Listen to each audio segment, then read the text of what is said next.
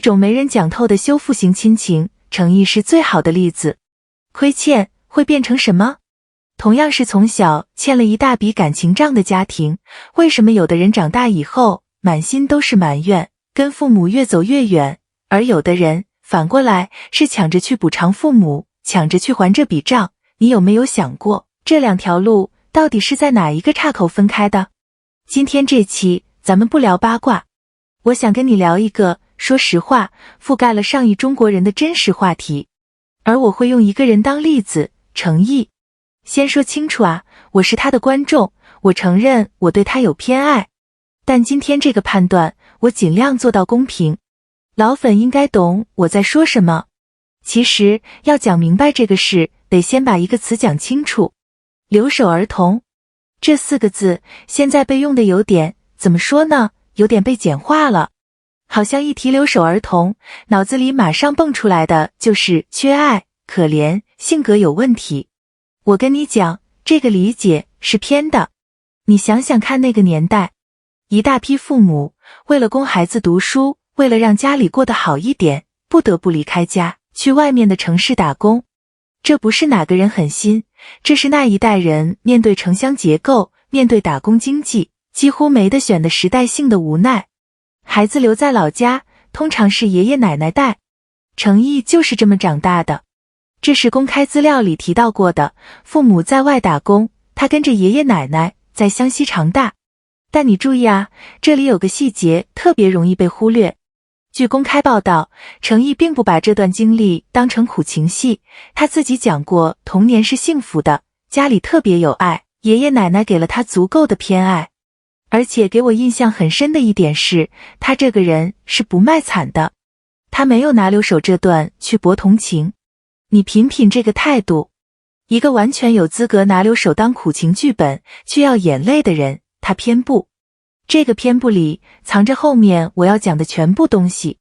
好，说完表面这层，咱们往里再看一层。真正有意思的地方在哪儿呢？在于这种家庭里其实是双向亏欠的。什么意思？父母那一头心里是有愧的，他们知道自己错过了孩子的成长，错过了很多个本该在场的瞬间，他们欠孩子一份陪伴。而孩子这一头长大以后慢慢会意识到，父母当年在外面吃的那些苦，受的那些累，全是为了自己，于是孩子心里也生出一份亏欠，觉得自己欠父母一个回报，两头都觉得欠对方。这个结构就很微妙了。因为你想啊，这份双向的亏欠感，它其实是个变量，它可以往2个完全相反的方向走。如果有一方先把这份亏欠翻译成了怨恨，比如孩子想的是你们当年凭什么不管我，那整个关系就滑向讨债、埋怨、疏离。可如果没有人把它转成怨恨呢？如果双方都把这份亏欠指向我想为对方多做一点，那它就变成了另一个东西，一个抢着补偿对方的正向的循环。这个媒体一般是不讲的，媒体喜欢讲寒门贵子逆袭，喜欢讲结果，但中间这台机器怎么运转的，很少有人拆。诚意走的是哪条路，其实公开报道里有迹可循。有报道讲过，他这么一个平时不太爱摆弄手机的人，为了父母专门去学会了在手机上挂号，像普通子女一样陪着父母去医院排队看牙做体检。你别小看这个细节，这个动作里没有一句我爱你们，也没有任何表演成分，他没往外宣传过这是什么孝顺人设，他就是一个成年人安安静静的把当年那份缺席一点一点补回来。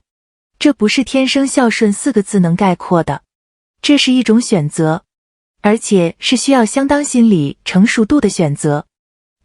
这个地方我想停一下，因为有个东西特别值得说，就是最深的那种爱，往往是最不会用嘴说出来的。咱们东亚的父母，你有没有发现，他们几乎不说我爱你，他们表达爱的方式是什么？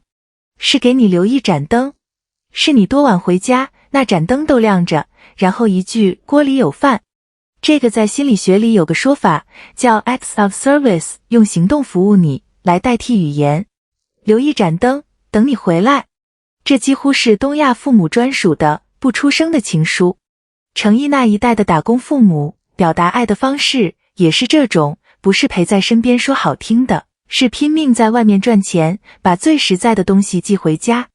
而你再回头看程毅成年后做的事，学挂号、陪就医，你就会发现他其实是用了跟父母一模一样的语言在回应。父母用行动爱他，他也用行动爱回去。这个 loop 闭上了。这个我不是100%确定他自己有没有意识到，但从行为模式上看，这种传承是很清晰的。行，讲到这儿，我想给你留个能带走的知识点。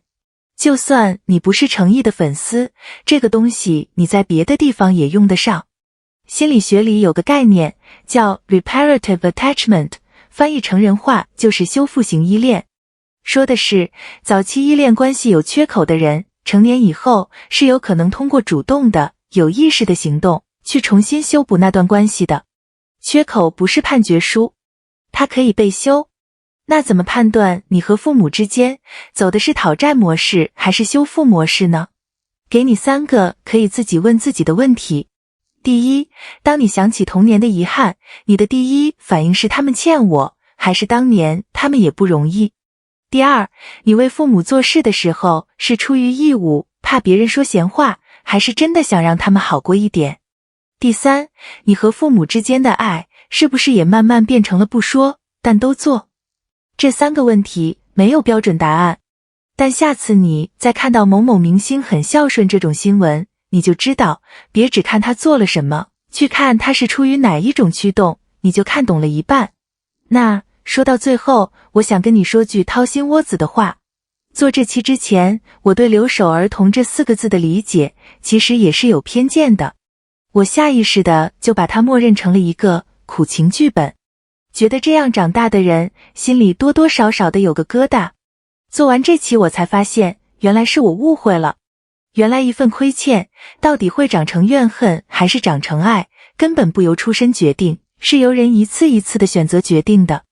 而程毅用他那份不卖惨的坦然，还有那些没声张的陪伴，已经把答案给出来了。我把这个问题留给你，你觉得一个人成年后对父母的那份补偿，到底是被亏欠感推着走的，还是纯粹出于爱？这俩能分得开吗？评论区聊聊，我真的想听听你的看法。宝子们，懂他的人会懂，这种选择值得被看见。